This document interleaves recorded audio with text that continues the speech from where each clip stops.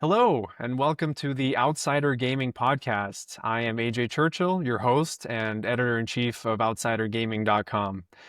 I am so glad to have you here today because we have an absolutely incredible guest with us. He is the lead developer of a completely modernized version of the classic Tycoon game, Wall Street Raider. Now, Wall Street Raider is perhaps the most comprehensive finance simulator game of all time, and I am personally a huge fan of this game, having gained and lost many a fortune in the original version. So it is a great privilege to be speaking with the developer of the remake, the remaster, Ben Ward. Ben, welcome to the show. Glad to be here. The game Wall Street Raider has incredibly been in continuous development for 40 years, or nearly 40 years.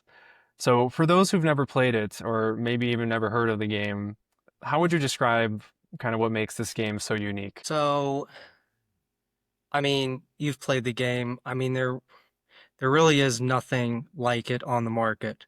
And I tried, and it's how I originally found the game was I was interested in making one, and I was looking at other games on Steam and such, um, and I couldn't find anything that was really what I wanted, which was basically like a Wall Street Raider. And then I saw your post, actually, which we've talked about on Reddit, where you said, I reached out to the 79-year-old creator of Wall Street Raider, and here's what he wrote back. And I was like, this is really interesting. I went down that rabbit hole and paid $30 for the game. And then I lost terribly at the game for several hours, and I coughed up another $20 or whatever for the manual, which was like 150 pages or something, and read through all that, and I still was terrible at the game, and I just got hooked. So, if I was to describe it to somebody, I would say it's like the Dwarf Fortress, and I see you got a losing his fun shirt on. I'd say it's like the Dwarf Fortress or Aurora 4X of like the stock market. That's like the simplest way I could probably describe it. It's hard to describe because this is a game that is. I mean, probably most people, most normal people would look at this and be like, "This isn't a game. This feels like, you got a Bloomberg terminal open and you're watching graphs and charts and whatnot. Numbers go up, numbers go down, and like, oh, the price of gold went down by like 1% and I lost $1 billion. Like that's the kind of thing Yep. that happens in Wall Street Raider. So this is it's a very niche game, and it takes a special person, I think, to enjoy it.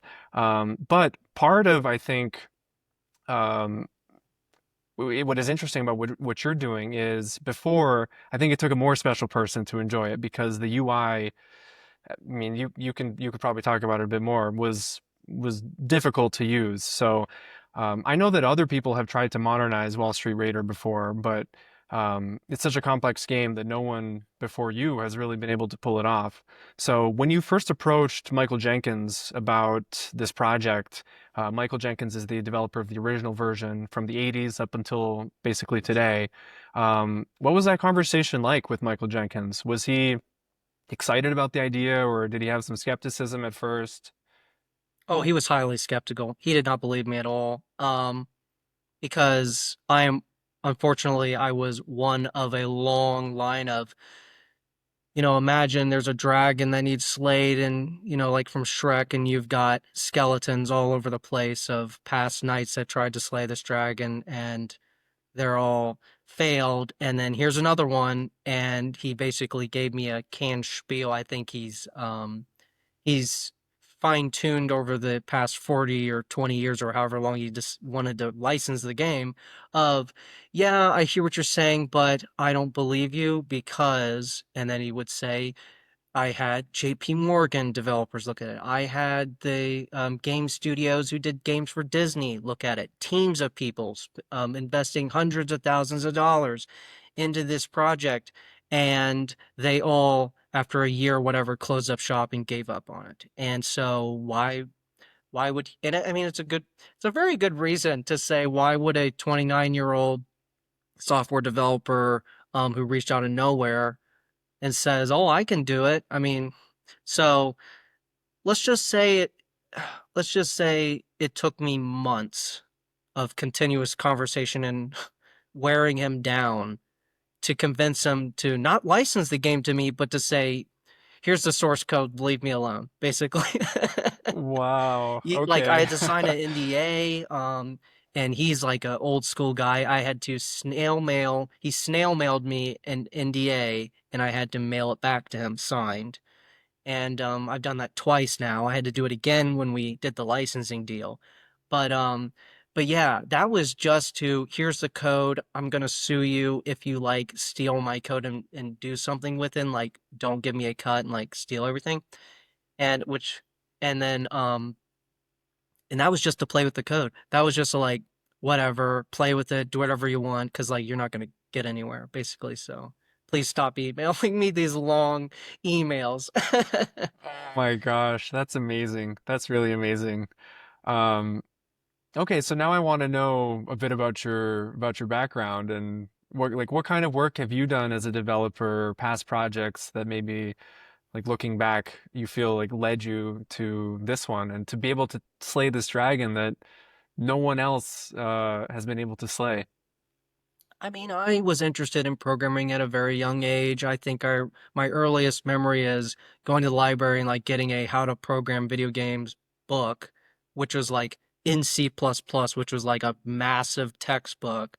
And it was supposed to be an introductory thing, but of course, I barely probably knew how to read at that point. And then but it got me kind of looking at code and kind of I had no idea how to install a compiler, run the code that was the example code that was in this book, but it just kind of got me thinking about it. And eventually, when I got older, teenage years, I started learning programming and stuff. And I'm kind of a self-taught programmer. I went to school for IT, which was more of like, it was geared more toward like full stack development, but it was a 2-year program. And I was terrible at school because I didn't realize until later on in my adult life that I have chronic ADHD. And I mean, doing homework, doing things. I was more interested in helping my fellow classmates with their homework than mine. So I would help them do all their homework, and then I would I would have missing homework because I ran out of time. I wouldn't turn mine in. And I had a terrible GPA and it took me 5 years to get a 2-year degree. But that time I learned a lot. I learned a lot from teaching people, helping other people program, and I did a lot of freelancing on the side. I worked for my uncle's manufacturing company, which was plastic manufacturing, and that's what really got me into my career, which I kind of built, which is manufacturing, full stack development of building ERP systems and warehouse management systems and stuff. So when I was 18-ish, I was basically on an assembly line and I kept seeing this paperwork and I was like, where's this paperwork coming from? And I noticed they were all using Excel to manage everything. And I was like, well, I knew how to do Java and C plus or C sharp and like WinForms or whatever. And I was like, I could design you something. So honestly, thank you to Uncle Steve for giving me that opportunity. He paid me like $10 an hour, 40 hours a week. Full of my first programming job um, for like 2 or 3 months. And of course, I didn't know anything about communication or communicating with stakeholders or anything. So I didn't really, I was just like in there alone, wasn't updating him at all about it. So after 2 or 3 months, he comes in and he's basically like, I'm going to fire you because like I'm just paying you all this money and you're building this. And like, what have you done? And I'm like, oh, well, here it is. And then we like launched it and it ran his business for like 5 years until he retired. Wow. It was very simple, and it was very buggy. I didn't know anything about testing or anything at that point, but that was my first gig there. And then when he sold his company, I went to work. Well, I've worked at a lot of different manufacturing companies. Um, Gaining skill, I eventually got to like a more senior level.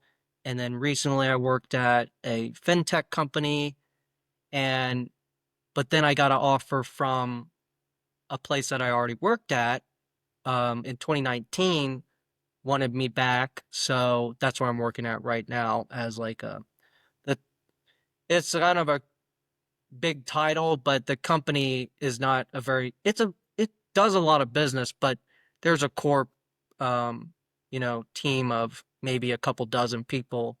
And so I'm basically the software guy. So I built their ERP system, I built their warehouse management system, a lot of stuff for them. Um, and I guess I might as well advertise I don't know, it's okay to plug something.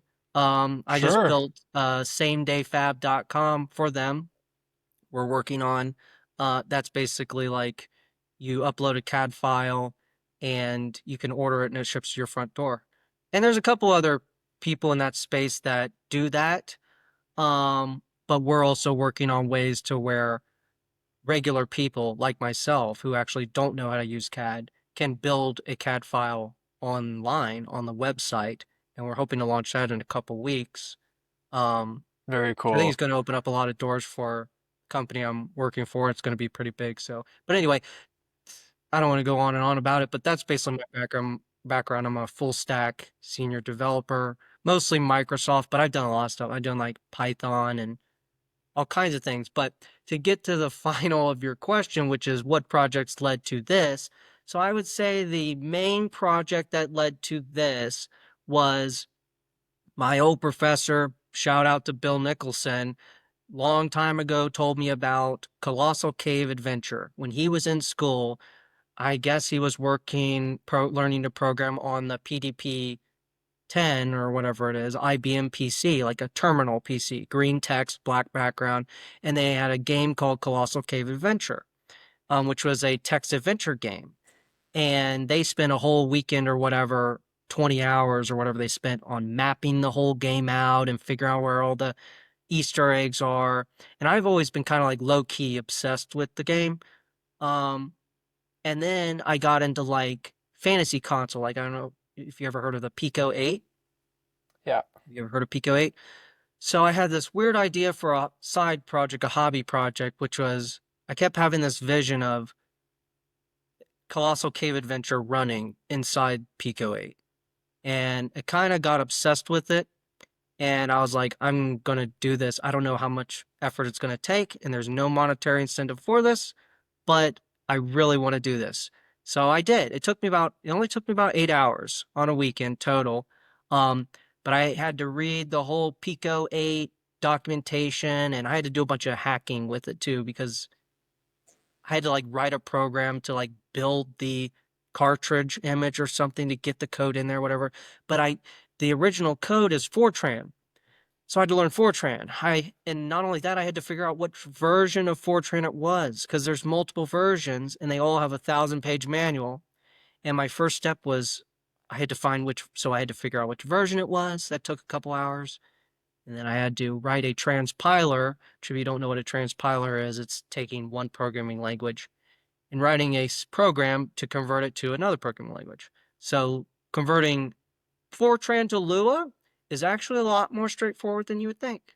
And it was actually pretty easy to do. It was time consuming to build the transpiler, but I did that, and then I did a little wrapper code to for the user interface, and I shoved it into the Pico 8 cartridge, and you can now play it if you search for Colossal Cave Adventure, I think 1976 version on Pico 8. If you Google that, it will come up on the first link, and you can play Colossal Cave Adventure on the Pico 8. And it's got keyboard support. So that was basically where, if it wasn't for that, I don't think I could have. I don't know if I would have had the confidence to do this because, of course, this is about 1,000 times harder than that was. It sounds like basically you have been like lab grown to be the perfect person to work on a remaster of Wall Street Raider. You've worked in finance, you've worked as a developer with games and also literally translating a previous game, I guess when you were a teenager, into onto another platform. So just pretty impressive stuff. I mean, Wall Street Raider is incredibly deep. Like you said, there is a 125-page manual. It's sold separately from the game, and it goes into all sorts of crazy depth. And Wall Street Raider is a very text-heavy game. The UI is famously difficult to use. It takes a lot of clicks to get anywhere that you want to go in the version that I'm accustomed to. And yet it's still, it's still, Michael Jenkins still has managed to pull off something that is incredibly addicting. So when you were thinking about bringing Wall Street Raider into a more modern era, how did you approach kind of making it more accessible to people without losing the complexity that makes Wall Street Raider so special? So, I mean, there's a couple main metrics I've been using to drive the quality of life feature development or choosing what to work on. One of them is clicks, reducing number of clicks to get somewhere. You know, just a couple examples of what we have right now. So, like right now, you have to click like entity info or general info or something, and then you have to click financial profile, and then the pop-up shows up, which shows you the report, which is a non-expandable. You cannot make it larger. And it's a lot of scrolling, and then you have to X out of that, X out of the entity research window, and then you can go somewhere else. Now it's going to be a console, like console. You can just, if it's in your watch list, you just click on it, and boom, there's a financial report. Or you type in a symbol into the command line, hit enter, and boom, there it is. And that works for Bitcoin too. I've got type in BTC or ETH for Ethereum, and it just pops right up. And so I'm still working out the kinks on like the layout and stuff, and I'm starting to not be so OCD about it because I'm like, I had a guy the other day who reached out on the Discord. I mean, he was mad. I mean, he has reason to be mad too because I've taken me so long to do this. But I'm like, this isn't an easy thing to do. And I'm like working on it part time. And I'm like, but I'm really trying to get it done. And I know it's going to be released early access, but I want it to be like playable and nice. It doesn't have to be super polished, but he's like, I will give you 200 Canadian dollars or whatever today for like the old copy. Because I don't know if you know this, but you cannot buy the old copy anymore. Do you know about this? No, no, I did not know So, that. long So, story short, yeah. Michael's e-commerce website, they went bankrupt. I don't know if it was fraud or a bunch of stuff happened, but his e-commerce site went bankrupt. He had a lot of money, let's say, about 6 months of income in escrow, and they just took it and didn't give it back. And of course, Oh my he's goodness. not going to try and go after it or anything because he said he would all the money he would spend on trying to get it back, it would not recoup enough. Probably, I don't know. But yeah, so he's tried to set it up on itch.io or all these different merchants of records because he's sells the game in like hundreds of different companies. I mean, countries, which Mhm. means you have to file. I believe you have to file a tax return for each individual country. Oh my So gosh, if you yeah. sell a copy to Australia, you sell a copy to Sweden, you've got to file two more tax returns on top of your U.S. tax return or whatever. And he was like, I'm not doing that. So he hasn't, they've all been rejecting him or ghosting him, or he finally got in with itch.io, who said, that's great, but you need a PayPal account. He filled out a PayPal account with the business PayPal, and he fell through the cracks in the underwriting process somehow because it's been a month or two and they haven't messaged him back. He's like, I'm on a blacklist. Like, they do not want Wall Street Raider to be sold. I don't know. A The lot great of them were like the conspiracy. legal department said they don't want to sell it because it's like has to do with finance or something. So that's why I think, and just because we were, I mean, I don't know, you don't know this, but we were like really kind of deathly afraid that Steam was going to reject this Really? because they had before. Steam originally rejected. Now this was before I think Steam Greenlight or during well whatever Steam Greenlight was around where they were more particular, and they Mhm. rejected it, saying it was literally quote unquote it was too niche of a game. They didn't think that people would buy it, or if they did buy it, they would return it. Which me coming from a um, credit card payment background and software, you have to pay chargeback fees. At least I think Steam eats a lot of that, but they handle that by, all right, we're getting a lot of returns here. It's eating away at the profit. We're just gonna turn the game off, or we're just gonna reject it if we think it's gonna get a lot of returns. which is why I want to do a demo to reduce that because I know Wall Street Raider, even with the new UI, is going to be very niche still. I think there's going to be tons of people interested in playing it, but I don't want somebody who's like is going to hate it and they're going to pay money and then return it. I think that's going to hurt it. So I would strongly encourage when I release the demo, which will be like the shareware was, where you can play a year or two of it. Uh-huh. Play that first. If you like it, then you buy the new one. But please don't buy the game and then with the intention of returning it if you don't like it, because I mean that really hurts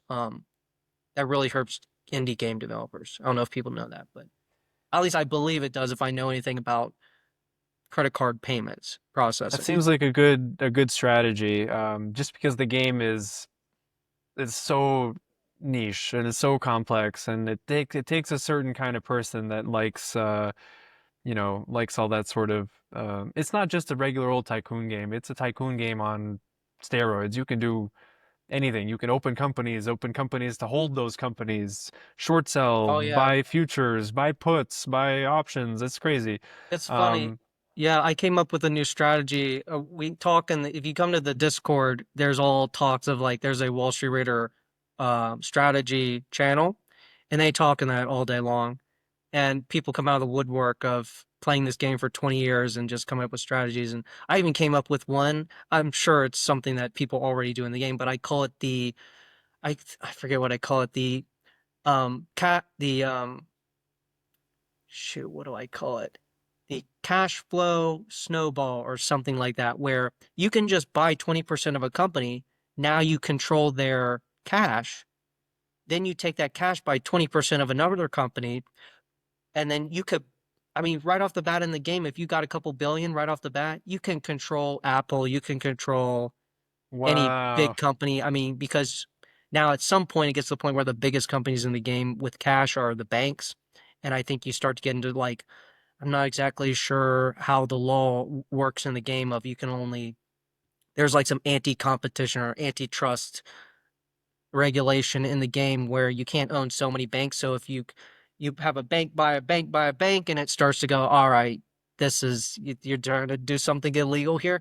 But there are ways around it. People in the Discord, they have ways around it. I of course have not mastered the game to that point. I've spent most of my time developing it, but yeah. So So that's really funny what you just said about there's something in the game. I'm not sure what the law is. So explain like explain a little bit about how you go from the source code um and taking Michael Jenkins' source code and then translating that into something modern. Because I want to really quick read you something that he wrote when he replied to an email that I sent a long like 4 years ago, which is we can we were talking about this earlier, but he says that even he doesn't understand how certain things work.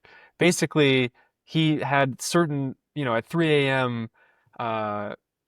He says, as I've been tinkering with it and tweaking it almost continually since 1986, it is grotesquely complex, and even I barely understand how some of the parts work, which were written at 3 a.m. some night in a fit of rationality where I could, for a moment, grasp, for instance, how all the parties to a merger had to be dealt with: bondholders, stockholders, option yeah. holders, futures, interest rate swaps, counterparties, blah, blah, blah, blah. It's just, so how much do you have to know about what's happening in the code to be able to do what you're doing? Not a lot, which is one of the reasons why this has been so. One of the strategies I'm using is that all these people who tried before where they got stuck is because, oh man, I'm having like two or three different conversations going on in my head that this could go, but I'll try and keep it concise. So basically, the old code is Power Basic. That Uh-huh. whole company is now defunct. So I have a copy of the compiler that's saved to GitHub. And like, if I lose that repo and if Michael's computer dies, then we're screwed. Because that's all the copy of Power Basic we have, but it's backed up in GitHub, so it's fine. We're good. But there is plans to like even just to port the basic code to a new flavor of basic, like pure basic or free basic, which is also would make it cross-platform. So that's on the roadmap. But what I did was I discovered that because I was like, what's the biggest bottleneck? What's the biggest trap to avoid here. It's thinking that you have to really think outside the box with a project like this. And you're like, do I have to rewrite all the code to, let's say, C++? Why do I want to do that? Well, because C++ would be easier to work with. It'd be because I know C++. But that's a paradox or a oxymoron, right? Because in order to convert the code from one language to another, you have to know the original language. So I went I went on uh, trying to build the transpiler from Power Basic to C++. I got it like 90% done. I came across a bunch of what you would call anti-patterns, where it's like there's things that Power Basic can do that you literally, it breaks rules in C++. You cannot translate it. Or if you really tried to do it, it would look really ugly and it'd be counterproductive. But by the time I got to that point, I had read the whole 1,000-page Power Basic manual. I realized looking at the code, in the 6 or 12 months I had been learning Power Basic, I was like, I can read Power Basic now. It's just one day I just looked at it, I was like, wait a second, I can just read this code. And I was like, what's the point of converting it to C++? And so I started research like, is there a way that I could just write the UI in C++ and just plug it in? And I realized that Power Basic just compiles to Windows machine code.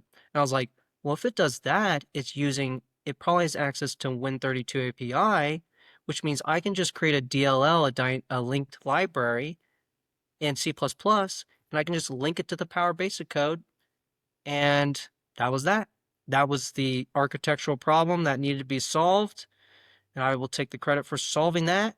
And that's the only reason why this is happening as fast as it's happening is because of the amazing people on the Power Basic forums who have lots of forums and talks of like, how do you import a DLL? And tons of people talk. And the biggest thing is data types too, because there's differences or like, you know, a quad or a long in Power Basic is actually like a different data type.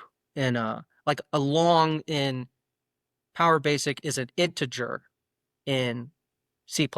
So I have all documentation on that I've really worked on, and like I really understand, like, because what you have to do then is shared memory. So my biggest thing of creating that connection is when you click a button in the new UI, it basically sends a command to the old engine, which can trigger or do whatever it wants, and then maybe it sends a command back. But there's like what you would call like a command dispatch system, and it also has shared memory, meaning that I can send a pointer or a reference to a variable in the old Power Basic code and share that with the C++ code, and now it's shared. Now they can talk to each other. So it's not clean. It's not like, making a web app and you've got a JSON API and you're hitting an API and it's not really clean. It's all custom and kind of weird, but I like weird. So, it's really fun to work on. But I forget what your original question was. I'm sorry. No, you answered it. I was just curious to know how you got from Let that me answer. Let me show to you this. this. I just pulled up this email that I sent him once. It reminded me of this. Um, I said, oh, let me see.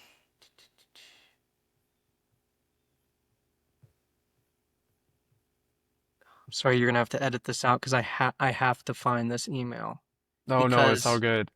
So um Michael's been involved kind of in the process since you guys are, after giving you his blessing, or, after the whole saga, um, he has been involved in the process to help you with coding or questions, or I guess like how has he been involved? he's been extremely helpful. Um, I told him, he was like, what's the biggest bottleneck for, because once I showed him the kind of the demo, he was like, oh, you actually have done it. And that's when he really started to hand over the reins and like really start trying to help me out. And he was like, what's the bottleneck? And I'm like, the biggest bottleneck is I know in the old days they like wrote like really short like abbreviations. It was kind of a thing, like writing really short variable names as like abbreviation. And I'm like, that's really hurting me because if I find a really short variable name and I can figure it out, but I have to like use context clues and look at the how it's being used and stuff to figure out what this is. I was like if you could just document like where that variable is defined and comment it like what this means. And like there's a lot of them, but I mean you could probably pretty easily go through and do it if you wanted to help. That's something that'll help. I'll tell you, he not only commented everything, he went through every single line of code and renamed every single variable for me in about 3 days. Oh my gosh, Now, what a granted, the guy's hero. retired, but I'm like, God, I'm like, dang, you know? Yeah, Like yeah. he really, like he acts like he doesn't know how the code works, but just skimming through the code, I think he was using search and stuff like that. Don't get me wrong, Well, but still, it's a lot of like effort, right, to go through he took and every be able to variable do name that. that was too short or thought, maybe Ben's gonna have trouble reading this, and he just renamed it everywhere. And that's just using search and replace because there's no like IDE like rename this variable thing. It's Mm. search and replace, and he's compiling it, and he just did it like flawlessly without any bugs or issues, no side effects in like 2 or 3 days. And then he messaged me like 2 or 3 days later and was like, "Yep, I here's the new code." And I was like, "Are you serious? Like this is crazy." And that alone is like, that's been exponentially helpful. It's exponentially sped it up because like I look at a variable, I'm like, oh, corporate assets. Before it was CA or something, and like Oh that's my just one gosh, yeah. example. There's even other examples that are even worse, It's like worse than decoding that. hieroglyphics. Exactly, exactly. But I want to read you this that I wrote him once. Um, I can. Can you still hear me? Yeah, yeah, yeah. Okay. I said,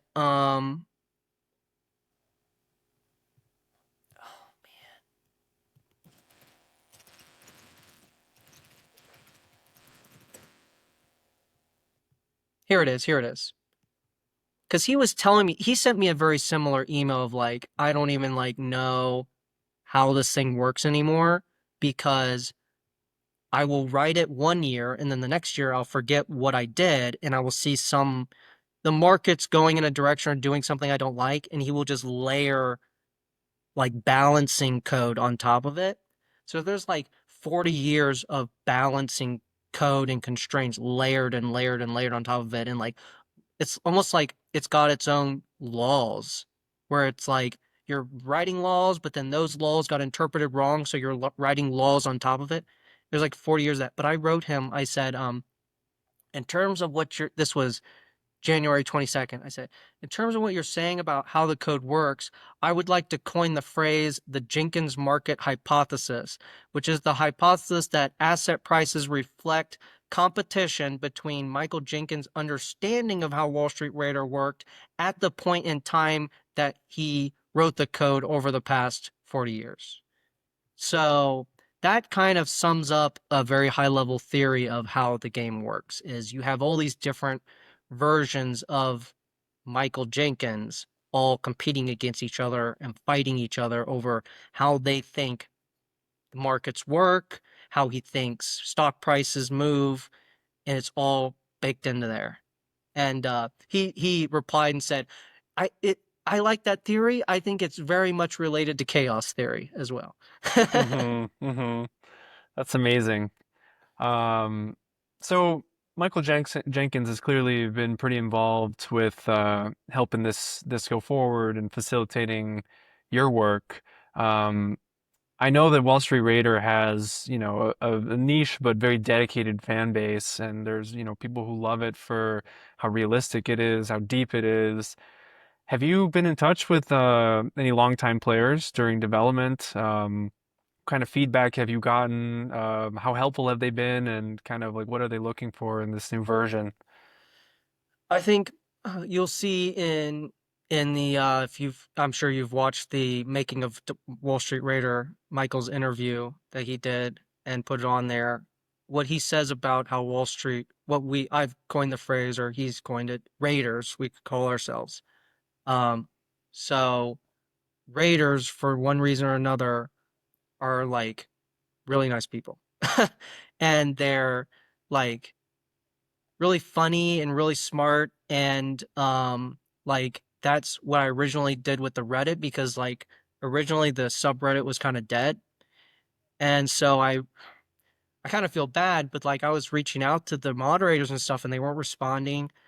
And I was looking up like how do you take over a subreddit? And I basically in Wall Street Raider fashion did a hostile takeover of the Wall Street Amazing. Raider subreddit because I found out there's a thing called Reddit requests. And it's like, okay, you have to email the moderators, and if they don't respond within 5 days, then we just give it to you. And I was like, oh man, well, Huh. this is kind of risky because if I send them this message and they respond, it's like, well, they're just gonna hold on to it, and for whatever reason, they don't want to let go of it. But I did it, and they didn't respond, and I got a notification that said it's been transferred over to you. And I, at that point at time, it was like 200 users, and I just did some, community. I mean, I know nothing about community development or maintenance or anything, and I was literally just like, "What are you guys' strategy about this?" Or like, just trying to generate conversation and stuff. And people, you went from being like a dead subreddit to like I would post something and like like thousands of people would be viewing this. There's only 200 people in the subreddit, so I don't know where these views are coming from. But I'd look at the shares, it'd be like 20 shares. I'm like, shares? I'm like, I joked about it once of like, I didn't think if you were played Wall Street Raider, you had any friends. Like, if you're somebody who plays Wall Street Raider, like, who are you have to share it to? You're not going to share it to your Really partner or good point. your mom or dad or like and your friends aren't interested and it's like who are these people sharing this with, but somebody out there who plays Wall Street Raider has a friend or two because they were sharing these posts and then other people were posting. So anyway, we built that out, but yeah, Did they've they been make extremely recommendations? helpful. Go ahead, Like, sorry. did they make recommendations that made it into the game, or is the game They kind of haven't a made it into the one-to-one game yet. recreation? Oh, they've made it into the game in like the user interface. A lot of those have or are going to. Just general recommendations on the UI and stuff. But they kind of, I think they really, I'm glad that they like the new UI because one guy even said, he's like, I love that this is like Bloomberg, vaguely Bloomberg. And I was like, Uh-huh. that's exactly what I was going for. Vaguely Bloomberg or Bloomberg-esque is what I was going for. So I'm like, I hit the nail on the head there. But, oh yeah, I've got a Google Doc that's like, I don't know, 10,000 words of me literally just like copy and pasting feature requests into a Google Doc of, oh, well, I want to unlock the years too, because the limit's like 35 years. I want to just unlock it. Whatever. You can play, if it crashes at year 1000, whatever, I don't care. So I'm just going to unlock that. But somebody's like, I'm on year 700 of the unlimited version, and like, there's not much else I can do. Like, could you put it in the game to where I could somehow take over the Federal Reserve and like control interest rates to like lower or increase interest rates because I own all the banks and that would, give me something to do. And the guy's just like playing, it's like a sandbox at that point. He's like, he's got a save, he just opens it, plays it 10 minutes a day or whatever, and just, and it's, for me, I think it's a role play game, which is what I don't think people understand is that it's a role play game. You're role playing as a billionaire, a hedge fund manager, you know, Carl Icahn or Warren Buffett or whatever you want to call it, like or a Hmm. CEO of a company. It's a role playing game, but yeah, they've been extremely helpful. Tons of ideas, and yeah, I mean they're really nice people. I mean, the game is already so feature rich, and I assume you're keeping all the features from the original because of the method that you're using, right? Are you Correct. Everything's that exactly the same. It's just getting a facelift, basically, for amazing? now. There's a lot of features I hope to add, but that's not number one priority. The number one priority is to get people to be able to, one, buy the game again, and two, it's going to be easier to use. Gotcha. And I mean, Wall Street Raider, as fun as it is, I think people are sometimes. I mean, I guess it's not that surprising if you played it, but maybe if you haven't, it's surprising to hear that it's actually taught real people real financial principles. You know, I've read of players of Wall Street Raider who have even gone on to start hedge funds and start businesses. And um, do you see this as a learning tool? Like, can it? You think that this version will continue to be used as a learning tool, or do you think of it personally as primarily a game? I guess you just said it's an RPG. I don't want to give away like my whole marketing strategy, but I think there's enough of a competitive advantage with here that I don't think people are going to be able to like steal or like copy it. I think people have tried to copy it and it hasn't really, I mean, there's no way to copy it. It's just too complicated, but which is why I value Michael's original simulation engine so much, and not being like, oh, I could do this. Like originally, like I could do this, and then I tried to like not copy it, but like even try and copy some of the things in it, and I was like, I have no idea how to get this to work. And but in terms of like its value to what audiences for what purpose, let's just say like I've had several hedge fund managers reach out who are like, I played the game when I was 16 and it's the reason I got into finance and now I manage $1 billion in assets and here's some ideas for the game. Or um I want to use this to give to all my interns to use as just like a getting them in the right mindset of corporate finance and stuff. And like, I want to just give this to every single intern that comes through the hedge fund or whatever. Or a lot of people's like, I would love to like run a class, like professors, like I want to run a class and just um give it to the students and like to just like, I don't know, test it. But yeah, in turn like it's a game, it's a learning tool. I want it to play and feel and look like a game, but I also want to preserve all of the real world financial knowledge is in there. Because like if you get really good at Wall Street Raider, I think it does help you. Like it's totally changed. Like weirdly enough, it's totally changed like my idea of the markets because I've tried to like do things where I'm like I'm not trying not to do anything you can't do in real life. Like I try to do a run like that, like a role play run of I'm not going to do anything you can't legally do in real life, and it's really hard. It's really hard to succeed in the game, and I'm like, oh, I really wish I wanted like I just would need to build like an ETF and be able to put like a I just because the market is going up, stocks always go up, right? That's what a Wall Street Bets would say. So I'm like, I just need to put, which in Wall Street Raider is not always the case. Just be warned. But I want to create like an ETF that's like a index fund basically, and there's also index funds in the game, but I want to like make a massive index fund. My main goal, I want to create a total market or total world fund in Wall Street Rare. That's one of my big asks for myself to put in the game because like that's how I invest all my retirement. My 401ks and stuff is like I I invest, I'm a bogglehead. I invest in like um Vanguard World Total World Fund. And there's a lot of people who may disagree with that. And maybe I'll change it to be more leveraged towards the US or I don't know. Right now it's all in Total World Fund, which some people may think is dumb. A lot of boggleheads may say that that's exactly what they do. But anyway, it's like it's just totally changed. But that was like post Wall Street Raider. I played Wall Street Raider and I had that idea and found boggleheads and I was like this is how you manage risk.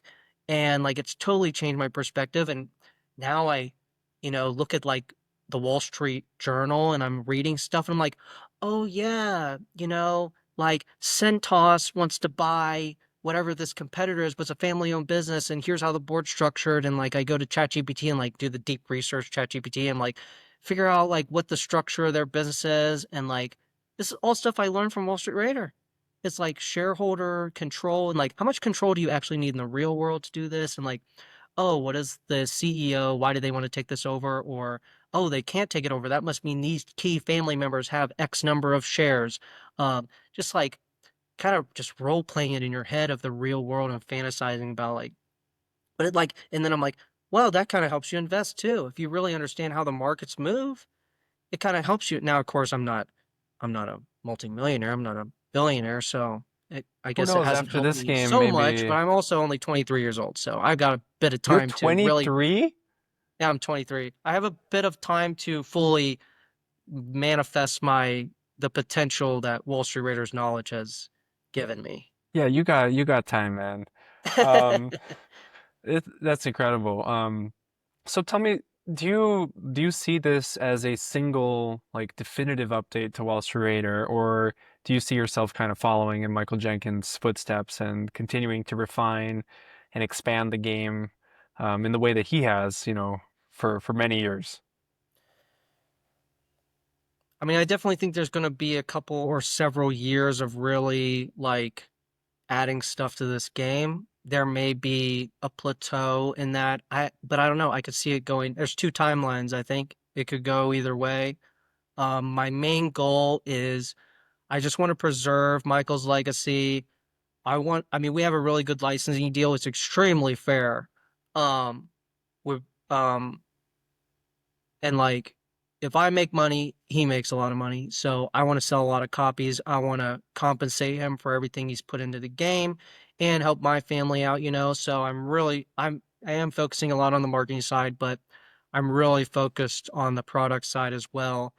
And I'm hoping at some point the marketing kind of the word of mouth kind of takes over and I can just focus on the game because I think it's very important for the launch to be very good. And I want it to be big. I want it to be because one thing I do want to give to the existing Raider community is a bigger community of people, like how the Dwarf Fortress people. Now, a lot of Dwarf Fortressers may have hated it when all people, you know, it was more accessible and more people came in. But I think there's a lot of people who enjoyed the activity and all the content. Like there's not a lot of Wall Street Raider content. You've got Clipknot, you've got maybe Canadian Investor. There's a couple YouTube channels that release stuff, but it's not a really pretty program to look at. It's kind of boring.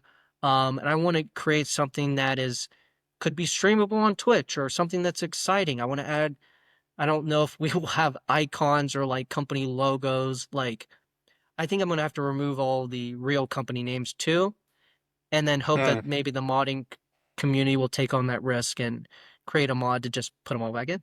So But, that's actually a great point. Are like you? football manager, you know? Oh, that's my other true love. I love Yeah. So Football that's the Manager. strategy there. Are you planning on mod support for this game Yeah. I want on to day one? expose because you know me, I'm the language guy, the compiler guy. I want to well, the first thing is getting the new UI and maybe some key features like feature requests. I want to like open up like I want my vision, like long-term vision is I want to open up a lot of the core simulation code to Lua or something to where people could mod it that way, but I also want to open up, I want to create like a web API that like runs in the back end. And I want to attract like all the wannabe or like quants, like people who know Python, they want to learn Python. And like, I want people to like in the AI research to grab onto this and say, I'm going to build a Wall Street Raider AI that's going to interface with the API and be able to pull the reports and monitor these companies and like see if it can make money like basically like a trading bot, you know. I would not apply this trading bot to the real world because it would be extremely biased towards Wall Street Raider and probably lose a ton of money in the real world, but just like as a learning exercise to I mean there's all different yeah, there's just a ton of ideas I have on where it could go. And I would love if, you know, I would love if it took off and, you know, I was able to do it like full time or something. I don't know if that would ever happen. We will have to see. I mean, it is a very niche game and I do really appreciate my current employer and I work really hard in my current job and I love my current job and, like, I have no intention of leaving, so I'm gonna do it on the side for as long as possible, if not forever. Um, but yeah, so I don't know. I just use the time that I have to work on the game to do what I can. I have had a lot of people like these hedge fund guys reach out like wanting to either buy the game or not offering a ton of money or anything, but like wanting to either buy it out or try it out themselves and it's kind of weird because I'm like, I don't want to be a sellout, you know? I'm like if I don't trust them, I'm like, there's no amount of money you could offer me to like give this away because there would be at least 400 people. If they got a hold of my address, they would come and hunt me down probably if I sold out. So I kind of Eh. have an obligation to launch this game with the current plan that I have going forward, and then maybe after that consider, because I think it would be nice if it was like more resources and you could apply people full time to it and like really polish it. But I don't think it's necessary. I think getting it like people like the way I've got it right now, how it looks and stuff. If I just make it work and it works really well, and I think it, I mean, it's going to be just Wall Street Raider, but better. So anyway, I don't remember what our original conversation was, but um, Me neither, but I mean, this all sounds absolutely incredible. I mean, Michael Jenkins called this in, I believe, the interview he made a video that was talking about you and talking about this new process and the new game, and he called this a passing of the torch moment. mhm. He says that he really hopes that your version will carry the game's legacy forward. How does it feel to have that kind of trust placed in you? I mean, it's pretty intimidating, honestly. It's a pretty huge responsibility, but I mean, yeah, I mean, I try not to think about it because it's very like one of the running jokes in the Discord is I said because they're like, "When's it gonna be released?" I'm like, "Oh, I'm hoping shooting for the next couple months. You know, I'm really working on shooting for the next couple months, barring I don't get hit by a bus or something." And they're like, "All right, all busing schedules in the Ohio area, like we're just gonna turn off all the like no more buses in Ohio because so it's like I told the other running joke is I look both ways when I cross the street. So like I promise you guys I'm looking both ways when I cross the street. So there's a high likelihood that this game is going to be released in some fashion. Okay. And I mean, I guess to my next question. So, what's the timeline for release? You said in the next few months.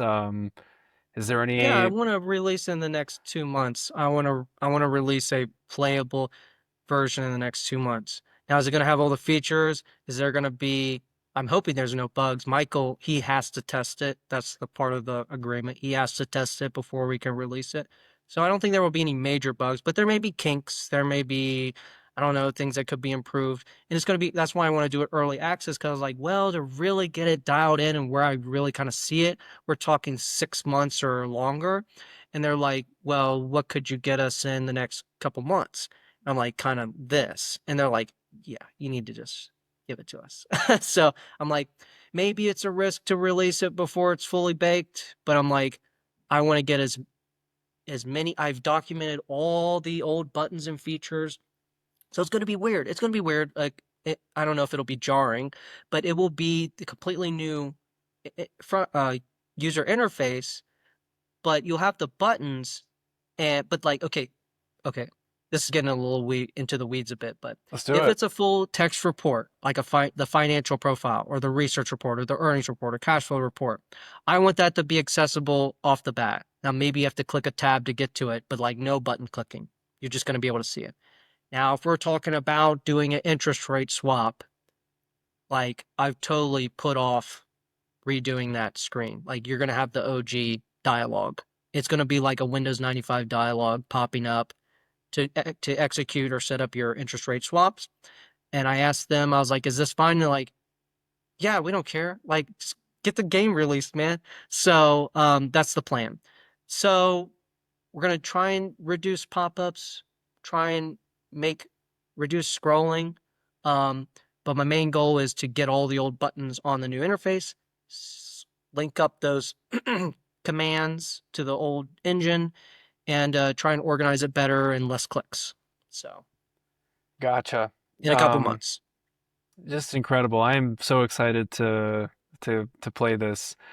Um, I guess before we finish, I wanted to read the message that I sent Michael Jenkins that then Michael Jenkins replied to, which I then posted on the r/Tycoon subreddit, Hmm. which then 4 years later you replied to saying that it was the inspiration to, or it was the thing Yeah, that yeah, I yeah. guess told you about Wall Street Raider and its existence, and inspired you to then make the game happen.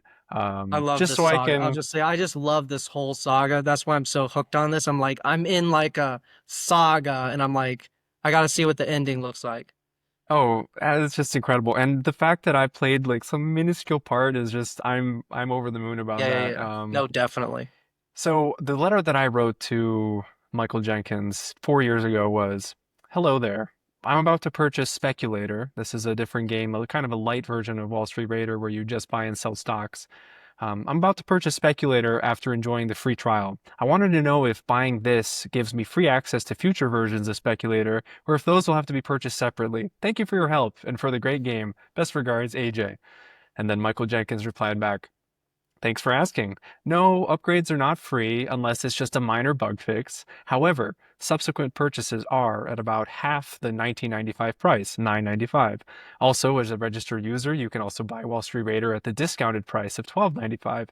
As I make revisions over a period of a year or two, I eventually decide when I've done enough that it's time to issue an upgrade version, but there is no timetable. And to be frank, I'm running out of feasible ideas for improvements to both games, and there may only be one or two more upgrades to either program.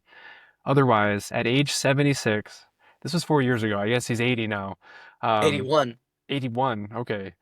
I may be finally coming near the end of my end of development with my limited software skills, unless I can license my code to a large software slash game company that is willing to hire the kind of expensive programming talent, that's Ben Ward, that writes software for firms like Merrill Lynch or Goldman Sachs, who would be the only programmers capable of porting my game to iOS, Android, or to a classy looking Windows GUI. And that is very unlikely. Companies I licensed to that have tried in the past couldn't make even a vastly simplified version work. No bonds, options, futures, swaps, or complex corporate transactions like mergers, leverage buyouts, spin-offs, liquidations, etc.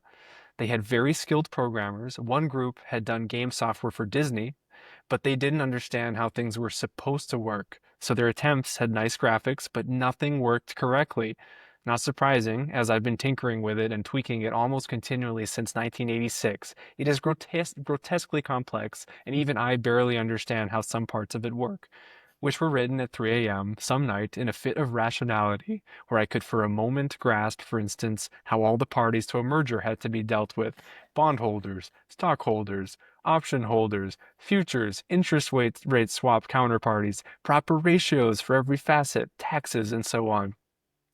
I've only been able to develop all the logic as I'm a lifelong stock and options investor, lawyer, and CPA who used to structure billion-dollar mergers in the most tax-favorable ways, and also spent a few years as an economist with a national economics consulting firm. Unfortunately, there are few, if any, serious programmers with that kind of background knowledge of securities and tax law, accounting, economics, corporate finance, so I've pretty much given up on the idea of anyone being ever being able to port it to one of the platforms like Android or iOS. So that was his message. He sent me that, um, replying. That was my question was, do I get free access to future versions of Speculator? And this guy just went Yeah. off. Your original question was, "Hey, do I have to pay for upgrades?" And he said, here is the whole situation, buddy." Yes, which I think just shows how much he loves this and how just how Oh amazing yeah. this whole project is. Oh yeah. So then you enter Ben Ward, stage left, Mhm. 4 years later, and you wrote, "I know this is grave digging at its finest, but I came here to report that I am the chosen one, and the game is being remade. No Yeah. if, ands, or buts about it." And then you posted about the post that I posted on Reddit about what Michael Jenkins wrote, Yeah. and you said, "This was the original post that introduced me to the game 2 years ago. It has taken me that long to convince Michael Jenkins to give me my shot. I recently signed on as an official sole publisher, porter, remaker on a pure rev share agreement. He is ready to retire, and I will be taking over from here. I think I have a good plan to make it worth Michael Jenkins and my while, and I doubt it will be life changing, but I doubt it will be life changing money. It's simply a multi-generational passion project, and I am taking the torch. All because of this darn post made me buy the game, and I could not get the vision of the game looking like a Bloomberg terminal out of my head. So darn you, OP. That's me. Joking. Thank you so much for introducing me to the game. Otherwise, I'm pretty sure Michael Jenkins would have shut it down this year. Seriously, you inadvertently saved the game. I want you to know that. So, it makes me kind of emotional just thinking about that. I Oh, it am, makes me I mean, when I wrote that, I was I mean, I was joking, like the chosen one thing. Like I'm joking. I'm like, I'm not but you are. ego to like, Your life has led you to this moment. You worked yeah, in it's kind finance. of You weird, but I ported a wanted to game, give that to you because I know didn't take a lot of effort from me, and I knew that like I had a feeling it was gonna be a nice something nice to give you. Like you deserve thank that you. because it's true. It's true. I really appreciate that, and I'm so glad that we got to speak. I'm so glad that you're taking on this project. It has sentimental value to me. Um, so I just want to thank you for coming on the Outsider Gaming podcast and speaking to us. And I am so excited to play Wall Street Raider, the remastered version by Ben Ward, with based on the masterpiece by Michael Jenkins. Yep. I'm gonna do my best, guys. So where can people follow the progress of the game and stay updated on its release?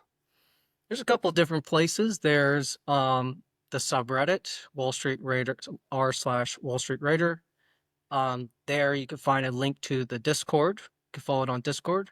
And there's also the Steam page is now up. You can wishlist the game on Steam.